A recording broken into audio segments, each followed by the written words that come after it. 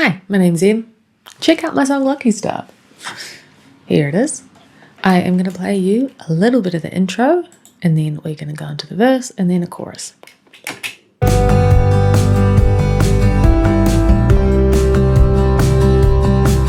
was a wave, a sign, called it a runaway of the times, didn't want to believe.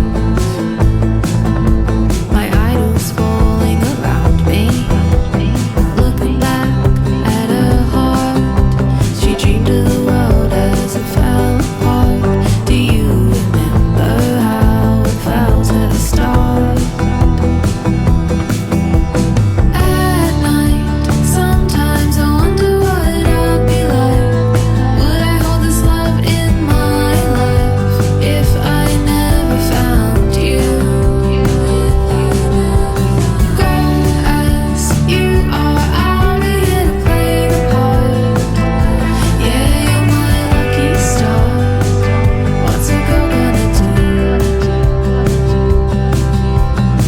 Wait for the day to run away, naive enough to stay. Wait for the day to run away. Look around, it's nothing new. Yeah, so that's the crux of the song. That's all the different parts, the sound of the verse and the choruses. It doesn't really change much. It doesn't have like a big bridge or anything. It's just a little verse, or chorus, end kind of situation. If we look at our drums, we have this drum machine.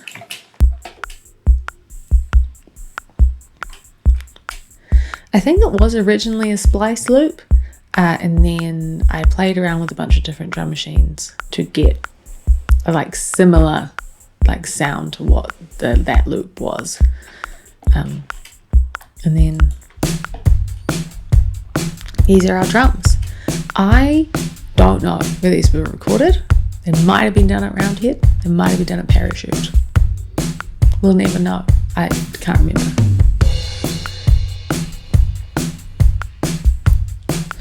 If we have a look at our processing, nothing on our kicks and snares, just going straight through to their respective buses. That should have been a mono bus, but I messed up, so I just did that. On our kick, bit of EQ, compression, bit more EQ. And then the virtual mix rack, what's that doing? The kick on the vibe strip. I love a preset. I normally do that when I don't know. I don't know how to make this sound different or better. Virtual mix rack preset usually does something. And then our snare. Am I triggering it or am I? Yes. So, oh no, I'm gating this. So I'm just using that gate there.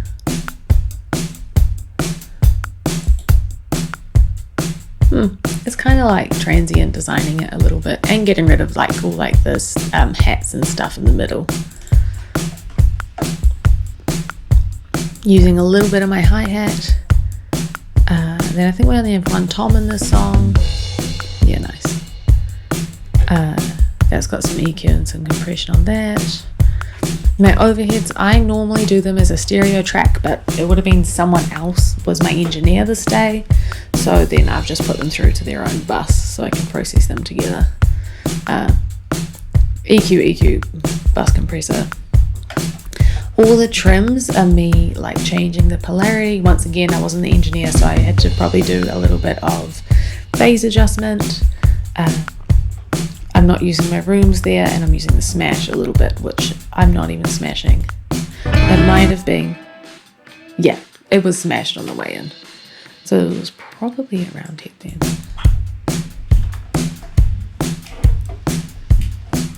And then just got them going through a little chain there. With the bass. She's loud.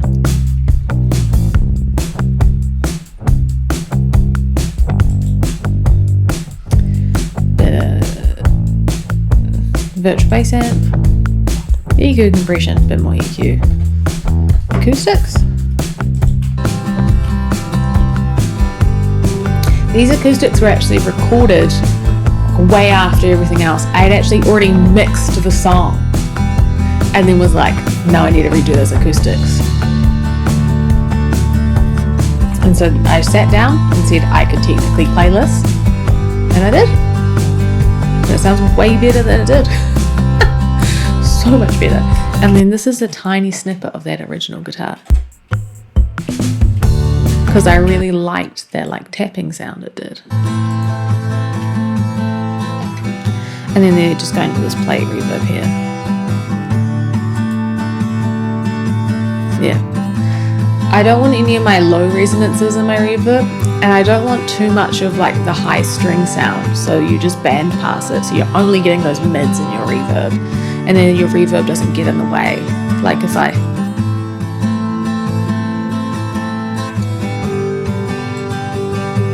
Yeah, so much better. So it's worth checking that. I also have an electric, and it's this like this really ambient layer underneath. So let's go back here, because when I originally made this, I made the song with a whole bunch of like splice samples, and the original sample that I have, it might not be in here, was literally just like one chord, really ambient, looping over and over and over. So we re-recorded it so it followed the chords of the song, but also I wanted to keep that ambient style.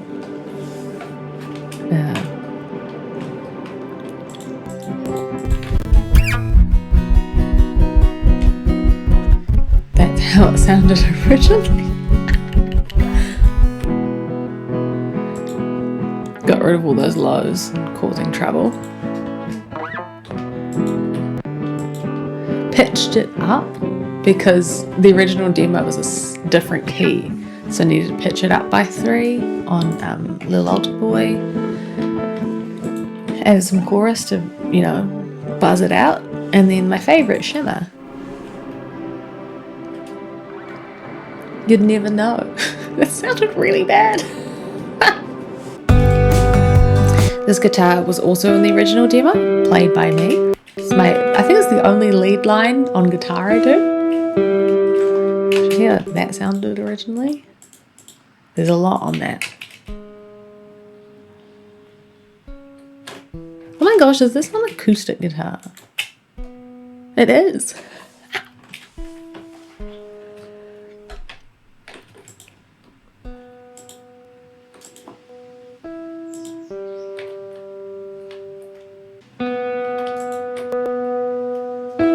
That's so funny. That's an acoustic guitar. It was a wave, a sign, called it out a runaway. More chugging electric, same as a different song. This was also on the original demo. Look at that. What's this other guitar?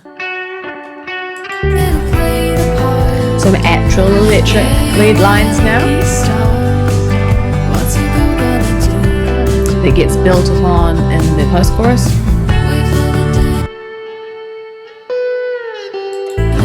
So kind of like mimicking this other one, but just building on it.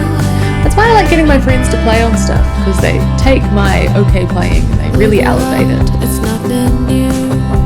Stand on the shoulders of those before you and wonder how they all felt it too.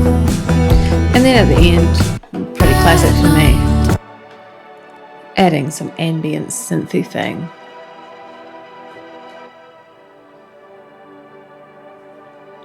And I also have this ambience from when I was recording at my house and the birds were really loud outside, and it was in some of the stuff, but I also just thought it sounded really cool, so I added it at the end. Allowing all the instruments to be in the real world and to have that background noise and to really embrace it was like an aspect that I decided to really commit to and bring into in this project. Even instead of re-recording, I'm just going to pitch it up so it all sounds like a little bit artifacty and sampled is part of that, like allowing the process to stay in the final song. And then on our vocals, we have our verses. So a lead and then like a harmony.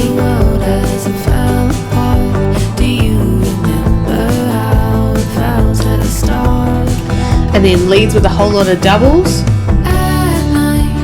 and then like a harmony that just comes in places. Would I hold this love in my life if I never found you? Go as you are, I'll be here to play the part. Yeah, you're my lucky star. What's a girl gonna do?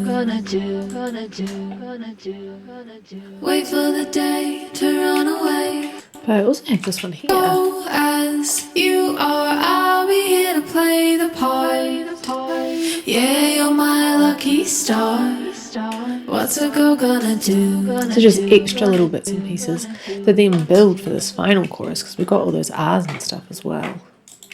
At night, sometimes I wonder what I'd be like. Would I hold this love in my life if I never found you? Go as you are, I'll be here to play the part. Yeah, you're my lucky star. And what's crazy is that these R's happened after I did the acoustic guitar. These weren't in the song at all.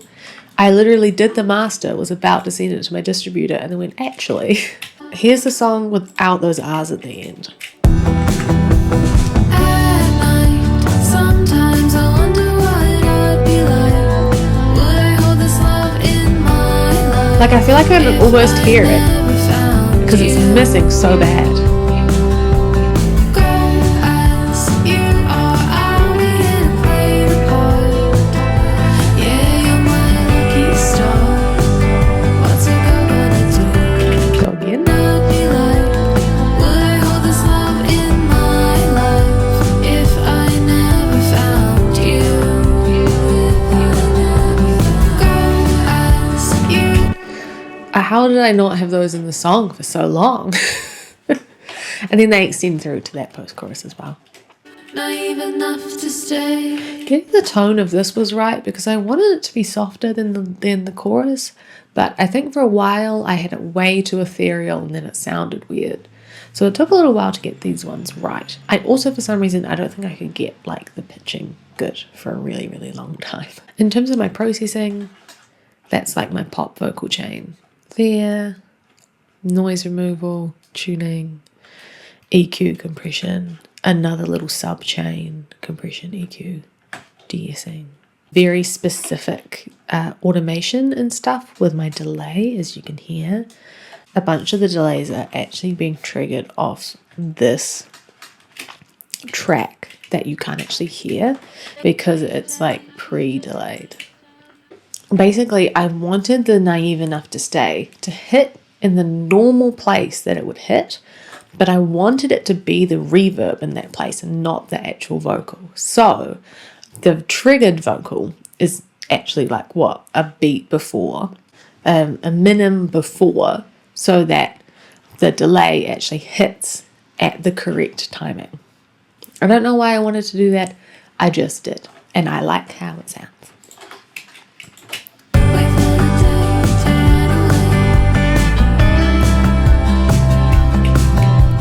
So you're hearing just the delayed vocal. I say in another one of these, I talk about how I had a lot of fun with delays on this record, and that's kind of part of it. Being a little bit more creative with how I hit it. A delay doesn't always have to be a background part. It can be like essentially a lead line, but it's the delay sound. Those triggers can be hooks. All of that stuff. I've had a lot of fun, and this song, I did have a lot of fun with that. This is the effects delay. My lucky star. What's a girl gonna do? And that is automated to hit those words. I literally went through and automated it to hit. Yeah, that's Lucky Star. I had a lot of fun making this song. It's a little more dense than a couple of the other tracks, but they all sort of follow a really similar layout. Yeah, I think in an album you're allowed to do that. Maybe try vary it per project. But, you know, we got drum machine, drums, bass, acoustics, electrics, bit of synth, bit of Atmos, whole lot of vocals. Happy days.